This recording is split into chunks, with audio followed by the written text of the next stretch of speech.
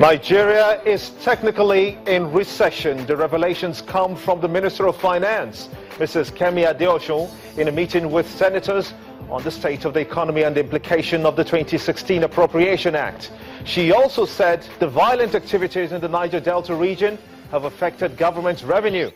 When asked by the senators if there was a strategy by the government to diversify the economy, she said the federal government was tackling the problem by bridging the infrastructure gap.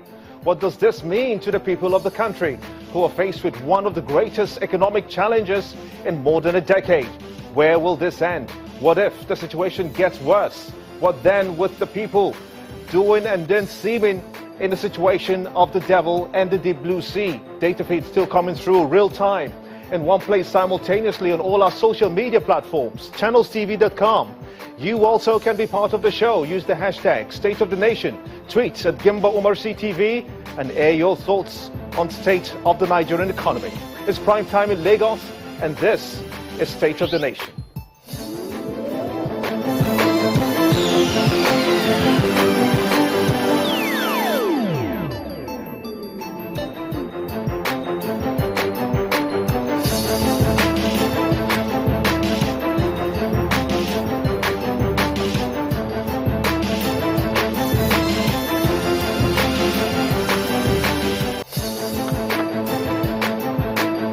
Welcome everyone in Nigeria and the rest of the world. This is State of the Nation. I am Gimba Umar. On the screen right behind me, data feed still coming through in one place simultaneously on all our social media platforms. Be part of the show. Tweet at Gimba Umar CTV and use the hashtag State of the Nation. Air your thoughts on the subject. We begin with the biggest story yet. The Minister of Finance, Mrs. Kemi Adeosun, on Thursday admitted that the nation is going through a recession. Mrs. Adeosun, who was speaking during the plenary session of the Senate, said that the federal government is aware of the sufferings the recession may have caused Nigerians, but added that steps have been taken to ensure that the nation gets out of the economic challenge.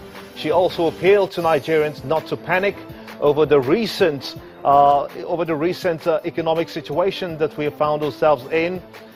Reports of the international agencies have also confirmed that, which puts the nation's economy in a bad light. But to believe in the policies of the government geared towards achieving a stable economy. She told the lawmakers that the government is doing everything it can to ensure fiscal discipline in the face of the recession, key amongst which is the reduction in recurrent expenditure. She also assured Nigerians not to panic over the recent comments by the International Organization on the economy.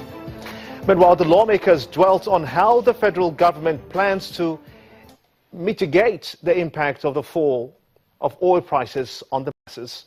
The minister also told the lawmakers that 14 billion naira has been released for the social intervention program, while a total of 247 billion naira capital was also released to make for express confidence that there will be a stimulus package for the economic activities to continue. Now, the head of the Department of Economics, University of Lagos, Professor Ndubisi Nwokoma, joins me on State of the Nation to understand the many sides and impact of the state of the Nigerian economy. I want to thank you so much indeed for coming on the show at this time. Thank you very much for having me. Let's begin with some of the indicators and indications we got from the international community. For example, the IMF. That institution had already signaled that Nigeria was likely to fall into recession before the declaration by the Minister of Finance, Kemi Adeosun herself. Why did it take the minister this long to act, do you suppose? You need to know that there's this strong link between economics and politics. She is appointed by government that wants to succeed. And definitely government will always want to make us believe that they are on top of the situation. So definitely, the government will not be very quick to admit that there are issues that need to be addressed. So if the IMF came out to make the pronouncement before government, I think that should be understandable. But thank God they've been able to acknowledge that we really are in some kind of, quote unquote, some kind of mess that we need to get out of as quickly as possible. So that's so critical for us to understand and to know what to do to come out of it. What indices are there to get an economy to be in a state of recession? Like has been said from the documentary, when you have negative growth for 2 quarters consecutively, that's a sign that the economy has gone into a recession, which is a kind of a short-term economic problem. The longer term is a depression. So you have a recession.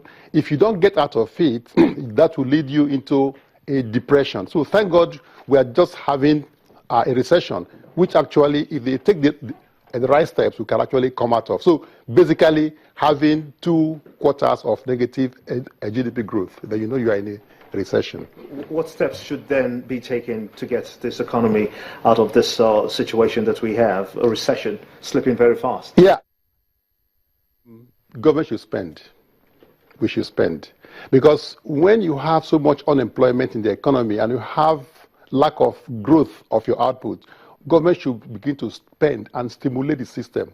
You can see so many cases of unpaid salaries all over the country, all the states. Some are owing 3 months, some are owing 4 months, some are owing 6 months. Government should begin to spend. And I think the issue is that government did not start on time to implement the budget. It took government a long time to be able to get through this issue of the budget and to start spending. So the federal government should start spending. If it means borrowing as a country, as a government to spend, so that when you begin to spend on infrastructure, salaries are paid, you pay contractors, then the money will stimulate economic activities. And it's so important, even if it means printing money. We need to, now we have high level of inflation, fine. But government should be able to spend its way out of this crisis. And they must do it fast. Okay, 6 billion naira saved from recurrent expenditure in Q1, and many more funds stolen are now being recovered. In addition to the TSA, of course, you know that the Treasury single account has saved the country billions of naira that were before now stolen. Are you convinced that this government has a structure in place that can channel the savings that it has made so far and help? Will that help in the situation we are in a recession? Yes and no. Yes, because when you have extra money from any source and to be able to use to carry out your programs of expenditure, whether it's capital or recurrent, it makes good sense. Maybe the monies are recovered from ghost workers also, which are now being used for other things. So government should be able to use any money recovered to be able to carry out its program of expenditure. That's number one. Number two, on the TSA has some benefits. But the TSA are also creating some other problems because it affects the banks and how they function. If you have a rat in your house, you don't pull down the house. We've gone through this way before when we pull out public sector funds from the banking system, and we've had costs to go back. The TSA should have been implemented in phases. I think the quick way in which it was implemented created some problems, and the banks plan to retrench. And even now, they still plan to, but government has said, hey, don't go that way. So I think the TSA was implemented properly, at least to fight corruption, fine. How would you have said the TSA be structured such that it doesn't have this kind of impact on the economy? Done in phases. Because how? Just give me a clean-cut blueprint, the phases you're talking about, 1, 2, and 3. They could have taken it, ministry by ministry, program by program, and then see how it works. Maybe it may not work properly for NMPC. It could work properly for MPA and so on, and then see how it affects the operations. When you pull out all the funds from the banks in a swoop, it affects what it. Of course, banks should be able to raise their own money to be able to finance credit, but when it is done in a swoop, it has problems on how they can maintain the staff that they have, and how they can also use the money to create jobs and to finance the economy. So generally speaking, I think the CSA was good, but it was done in a swoop, and that had some effect on the banks and on the economy generally. That is on one hand. I think government should be able to use any money that comes their way. Government should also borrow. Because the GDP debt ratio is very, very low. We're about 14%. The country is under-borrowed. The critical thing is to spend. You need to borrow money and spend and get the economy stimulated. If you don't do that, and you borrow money from in wherever and pay salaries and finance your programs of expenditure of capital, the railways and the roads.